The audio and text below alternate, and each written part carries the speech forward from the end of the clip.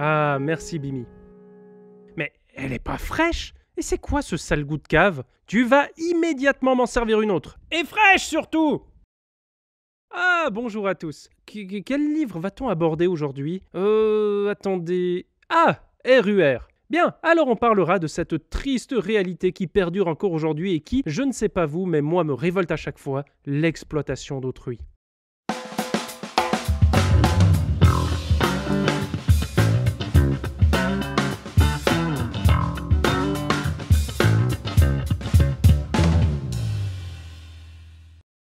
Alors, RUR, ou Rossum's Universal Robots selon son sous-titre anglais, ou le premier livre avec des robots dedans selon son sous-titre suisse inventé et validé par moi-même, est une pièce de théâtre sortie en 1921 et rédigée par Karel Čapek, une des grandes figures de la littérature de la République tchèque du XXe siècle. Cette pièce raconte l'histoire de Helena se rendant sur une île où se tient la société Rossum's Universal Robots. Elle rencontre Domine, le manager, qui lui fera visiter l'industrie. On y découvre la production de robots qui sont envoyés à travers le monde comme main-d'œuvre très efficace, mais pendant cette visite, Helena révèle alors qu'elle est la présidente d'une association humaniste voulant libérer les robots de cette sorte d'esclavage. Domine se fout de sa gueule et lui explique que les robots, en fait, ça ne ressent rien. Finalement, Helena est convaincue, Domine lui avoue son amour et les deux vivent heureux sur cette île de production de robots et c'est la fin.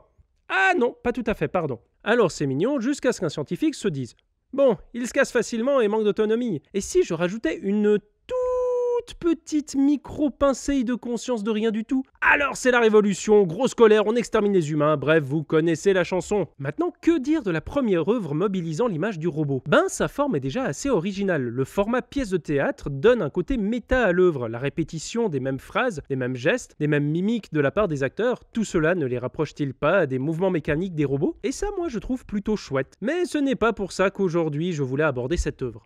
RUR fait partie de ces pièces que beaucoup connaissent, mais que peu ont lues. Il s'agit en fait de la première pièce utilisant la figure du robot. L'origine linguistique a d'ailleurs été beaucoup commentée. Robota signifiant corvée en tchèque, rabotat signifiant travailler en russe, le terme robot est alors un néologisme pour désigner cette sorte de figure du golem version science-fiction. RUR est alors précurseur de ce qu'on fera de la figure du robot par la suite et donnera lieu à plusieurs inspirations, comme Metropolis quelques années plus tard. Et relire RUR aujourd'hui a quelque chose d'assez fascinant. Alors certes, il y a certains points qui ont mal vieilli, notamment sur l'aspect religieux ou encore sur l'enjeu où l'on détermine le robot comme vivant ou non en fonction du fait qu'il ait une âme. Même si certaines œuvres continuent à mobiliser aujourd'hui ces interrogations, mais dans un contexte philosophique et religieux bien différent. N'est-ce pas, Ghost in the Shell? Non, ce qui est plutôt fascinant, c'est de prendre des œuvres plus modernes et de voir à quel point ce sont toujours les mêmes thématiques, voire parfois les mêmes schémas. RUR nous raconte la révolte des exploités contre les exploitants. La figure du robot est celle de l'esclave brisant ses chaînes pour se retourner contre son créateur, le patronat, fautif de sa condition. On retrouve les mêmes enjeux dans des films comme Wall-E, où on inverse les rôles, dans Ex Machina, où on en fait un drame intimiste, ou dans le jeu Detroit Become Human, plutôt chouette, mais qui se casse la gueule dès qu'on lui demande « Mais,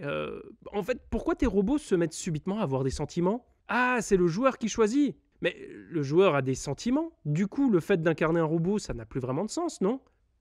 Mais pourquoi tu pleures? Depuis un siècle, la figure du robot se bat pour son émancipation. Pourtant, malgré ça, elle n'a jamais vraiment réussi à s'émanciper de cette symbolique. Alors certes, certains ont fait du robot un outil purement fonctionnel, comme dans Interstellar ou Star Wars. Ici, les robots sont des sortes de personnages-outils dotés de capacités essentielles à l'avancement de l'intrigue, ou à produire des jouets, au choix. Et celui qui a le plus restreint la figure du robot au rôle d'outil est peut-être Asimov lui-même. Rappelons que les règles d'Asimov repoussent la possibilité même d'une révolte de la part du robot. La portée métaphorique ne l'intéresse pas du tout. Pour lui, le robot est un outil permettant de créer ce que j'appellerais des sortes de problèmes de maths en récit. Un robot ne revient pas à la base malgré l'ordre donné. Pourtant, il est obligé d'obéir. Que se passe-t-il? Allons voir. Oh, en fait, il y a une tempête qui peut l'endommager. Donc il avance pour répondre à l'ordre de revenir, puis il recule pour répondre à l'ordre de se préserver. Mystère résolu, épisode suivant. Donc on peut dire que nous avons deux formes de robots. Le robot-outil, déchargé de toute portée métaphorique, et le robot esclave, chargé de cette connotation. C'est très binaire, mais j'avoue avoir peu d'exemples en tête où le robot parvient à s'affranchir réellement de son esclavage sans devenir, paradoxalement, un simple outil. Mais il y en a quand même qui dépassent tout ça, comme Chappie utilisant le robot comme métaphore de l'enfant et des conséquences de l'éducation qu'on lui inculquera. Ou encore Zaborgar utilisant le robot pour faire du karaté. Et sa portée métaphorique? Il se transforme en moto. Bref, voir que la figure du robot a si peu changé en un siècle me fait poser une question et je vais la formuler en ces termes. Est-ce que les métaphores philosophiques, pour évoluer, n'ont pas besoin au préalable d'une évolution esthétique? Vaste question qui nous mènera inéluctablement à de longs débats sans fin apportant leur lot de réponses qui ne seront lues par à peu près personne. Toujours est-il que j'ai l'impression qu'on peut trouver une piste de réponse dans l'évolution de la figure du robot. Dans RUR, il s'agissait en gros d'humains sans âme. Il n'est pas un assemblage mécanique, mais biologique. C'est ce qui fait qu'il peut y avoir discussion sur le titre de premier robot de la science-fiction. Il se rapproche presque plus de la figure du golem que de celle du robot qu'on se représente aujourd'hui. Et bon, leur nature biologique leur permettait d'être plus facilement interprétés sur scène, notamment par Antonin Artaud au passage. Mais rapidement, en questionnant les enjeux technologiques inhérents à sa fabrication, le robot opère son tournant mécanique qu'on connaît bien aujourd'hui. Puis, petit à petit, la frontière entre biologique et mécanique va s'estomper pour créer une nouvelle figure, celle du cyborg. Et les questions relatives au cyborg sont bien différentes de celles du robot. On s'interroge sur l'identité, sur le corps, l'individu. Puis, la dernière évolution en date, la fameuse IA ou intelligence artificielle.